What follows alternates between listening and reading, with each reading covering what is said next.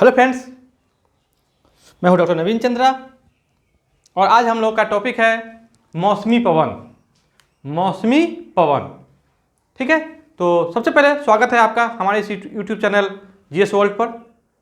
आज हम लोग पवन के अगले भाग मौसमी पवन का अध्ययन करेंगे। जैसे मौसमी पवन क्या है, ये मौसम के अनुसार बदलने वाला पवन है, ठीक है। तो इसमें जो पवन आते हैं जैसे मानसूनी पवन, घाटीय समीर, पर्वतीय समीर, सागरीय समीर और स्थलीय समीर, इसका आज विस्तृत अध्ययन करेंगे, ठीक है। तो आइए हम लोग अपने टॉपिक पर चलते हैं। मौसमी पवन, ठीक है। मौसमी पवन या मानसूनी पवन, ठीक है। मौसमी पवन या मानसूनी पवन, यह अरबी भाषा, किस भाषा से लिया गया है? तो ये अरबी भाषा के मौसिम शब्द से लिया गया है। ये अरबी भाषा के मौसिम शब्द से लिया गया है या बना है मौसमी पवन, जिसका अर्थ होता है मौसम, ठीक है। यानी कि मौसम के अनुसार बदलने वाला पवन। पवन की ऐसी दशा या दिशा, पवन की ऐसी दिशा जो मौसम के अनुरूप बदलता है, मौसमी पवन कहलाता है। मौसमी पवन के बारे में हम लोग पहले ही बात कर चुके हैं कि ये मौसम के अनुसार अपना दिशा या डायरेक्शन बदलता है, ठीक है। इस शब्द का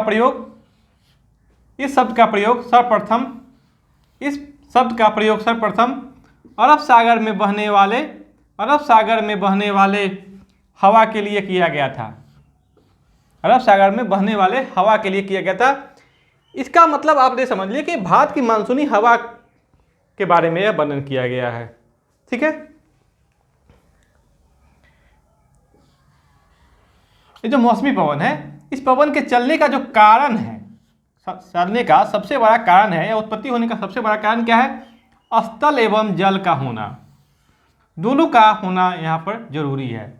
स्थल एवं जल दोनों का होना यहाँ पर एकदम से जरूरी है। अगर दोनों में से कोई एक होगा तो सीधी सी बात है यह मौसमी पवन नहीं होगा, मानसूनी पवन, ठीक है। एग्जाम्पल में देख लीजिएगा, मानसूनी पवन, सागरीय पवन, स्थलीय समीर, घाटीय समीर और पर्वतीय समीर, ठीक है। तो सबसे पहले हम लोग पढ़ते हैं आज मानसूनी पवन। मानसूनी पवन, कौन सा पवन? मानसूनी पवन। मानसूनी पवन के लिए सबसे बेटर जो कारण बनता है वो है स्थल एवं जल। भारत के कंटेक्स्ट में हम आपको बता देते हैं।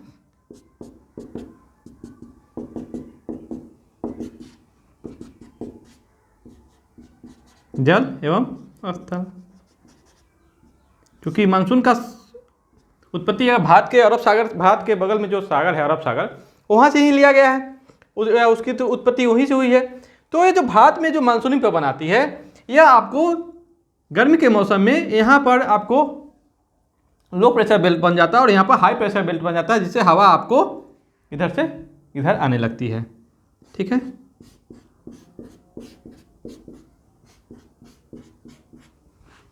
ठीक, तो यहाँ पर मानसूनी पवन को अगर दो भाग में बांटेंगे तो एक हो जाएगा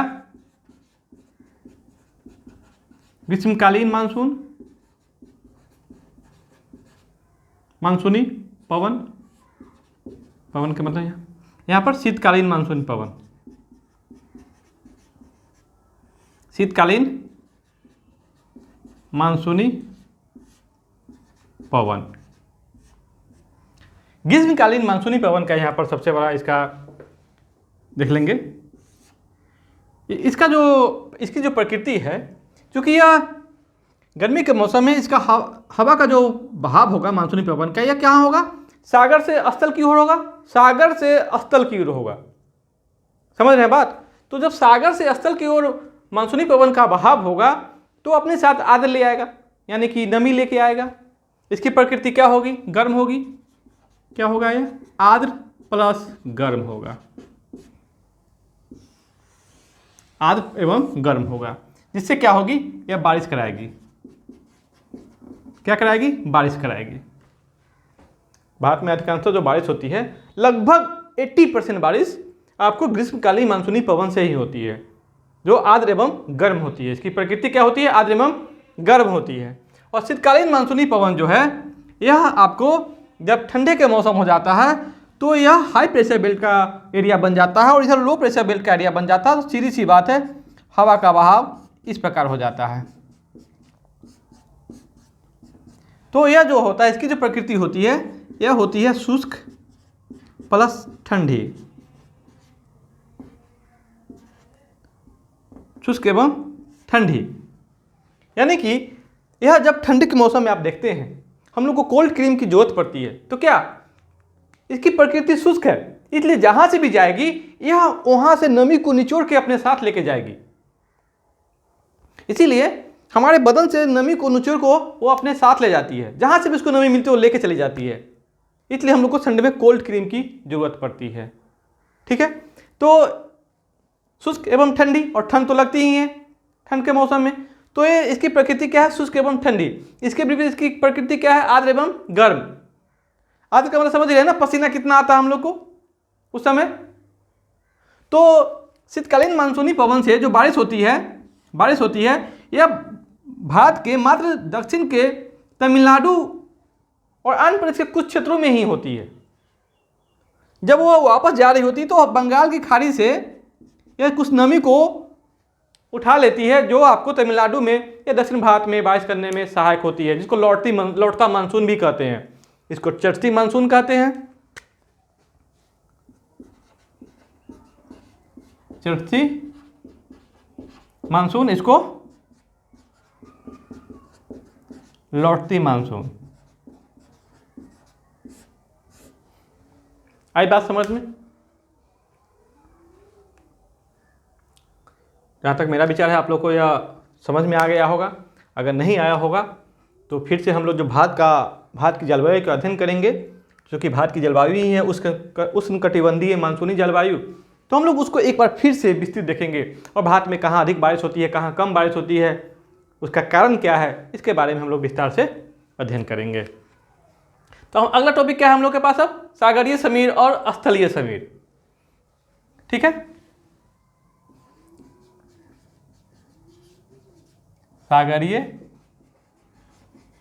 समीर एवं स्थलीय समीर।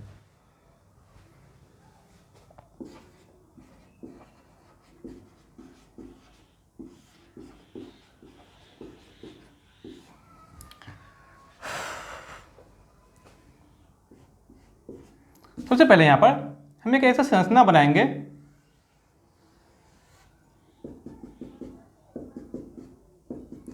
ये सागर का संरचना हो गया और यह स्थल का संरचना हो गया। चलिए अब आप यहां पर नोट करेंगे, जब दिन होता है, जब सूरज की रोशनी की शुरुआत हो जाती है, तो दोनों पर समान रूप से पड़ती है, सागर एवं स्थल पर।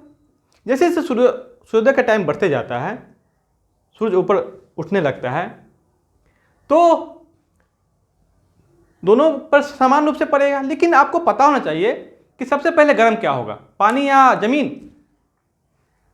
तो सबसे पहले गर्म होगा जमीन, पानी नहीं गर्म होगा। पानी को गर्म होने में टाइम लगता है, जमीन को गर्म होने में टाइम नहीं लगता है, जल्दी गर्म होगा और जल्दी ठंडा होगा। इसके विपरीत पानी जल्दी गर्म नहीं, इनके गर्म होने में इसको समय लगेगा, उसी प्रकार ठंडा होने में भी इसको समय लगेगा। ठीक है, तो दिन के समय में, किस समय में? दिन के समय में, दिन में। तो स्थल क्या हो जाएगा? गर्म होगा और ये क्या होगा? ठंडा रहेगा। तो ये क्या हो गया? निम्न वायु दाब केंद्र, ये लो प्रेशर बेल्ट हो जाएगा, है हाई प्रेशर बेल्ट हो जाएगा, हाई प्रेशर बेल्ट। ठीक है, तो अब हवा का बहाव किधर से किधर होगा? हम लोगों ने इतना दिन से यही अध्ययन कर रहे हैं कि हवा का बहाव होगा हाई प्रेशर से लो प्रेशर बेल्ट की ओर। तो हवा का जो बहाव होगा ये हाई प्रेशर से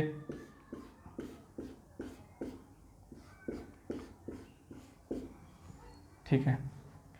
तो चूंकि हवा किसे जा रहा है, सागर से स्थल की ओर जा रहा है, सागर से स्थल की ओर जा रहा है, इसलिए इसको कहते हैं सागरीय समीर। उसी प्रकार अगर आ जाएंगे स्थलीय समीर में,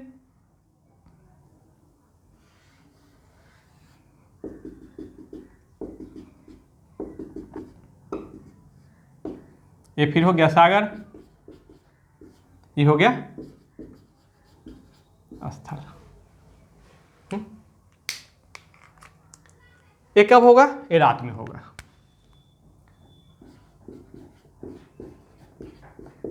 ये रात की स्थिति है। तो हमने पहले ही बताया है कि जिस प्रकार स्थल जल्दी ठंडा होगा उसी प्रकार जल्दी गर्म भी होगा और जल्दी ठंडा भी होगा। और सागर के गर्म होने में समय लगेगा तो ठंडा होने में भी समय लगेगा।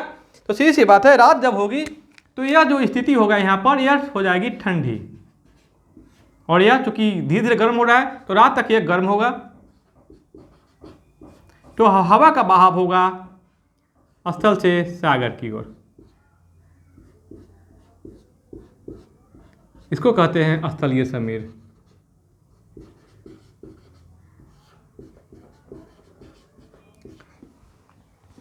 देख रहे हैं। अब हमारे लिए, हमारे बसने के लिए सबसे उपयुक्त जगह क्या होगा? तो ये जो बीच का स्थिति है, ये जो बीच का स्थिति है, ये वाला स्थिति आपको सबसे बेटर होगा। यहां पर आपको ठंड गर्म का महसूस नहीं होगा। यहां ऐसा टेम्परेचर रहेगा जो आपको हमेशा एक समान रहेगा, यानी कि सम वातावरण रहेगा यहाँ पे। इसीलिए जो मुंबई है, चेन्नई है, देख रहे हैं ना, यहाँ पर आपको हमेशा एक समान तापमान रहता है। यही कारण है कि जितने भी हमारे दुनिया के बड़े बड़े शहर है वो समुद्र के किनारे ही बसे हैं। आई बात समझ में आपको? अब आते हैं हम लोग के लिए अगला टॉपिक क्या हो गया, घाटीय समीर और पर्वतीय समीर।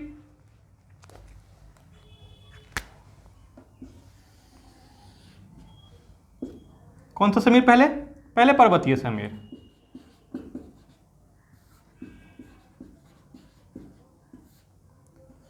पर्वतीय समीर, ठीक है। तो पर्वतीय समीर जो है, पहले एक संरचना बना लेते हैं। ये हो गया घाटी, ये हो गया पर्वत। ठीक है। अब देखिएगा,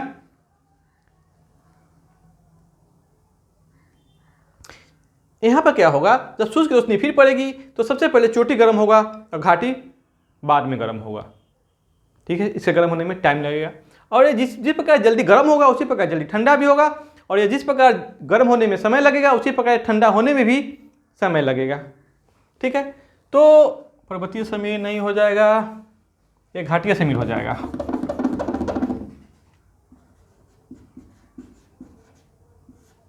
ठीक है, तो दिन का समय है, कौन सा है?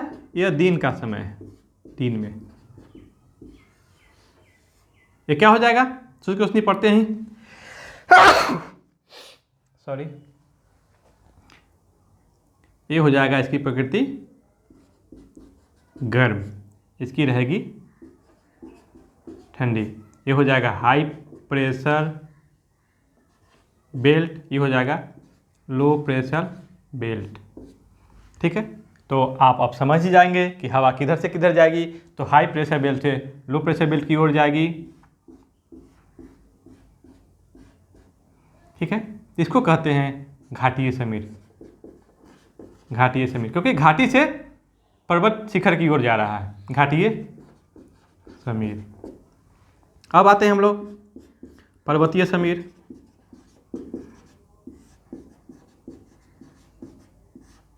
ठीक है, तो फिर एक संरचना वैसे ही बना देते हैं।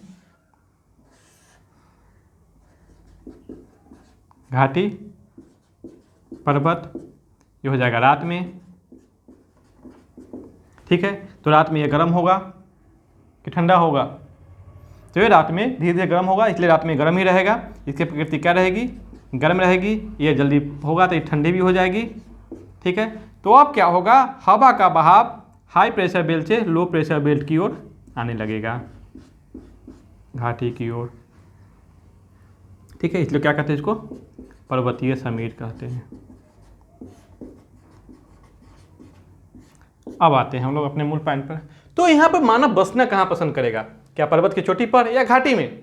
तो आपको मालूम होना चाहिए कि नहीं मनुष्य यहाँ पर घाटी में बसना पसंद करेगा और नहीं पर्वत के चोटी पर। और जब भी बसना पसंद करेगा, निवास करना पसंद करेगा, घर बनाना पसंद करेगा, तो आपको यहाँ पर, यहाँ का जो वातावरण होगा यह होगा समान, यहाँ पर समान वातावरण होगा।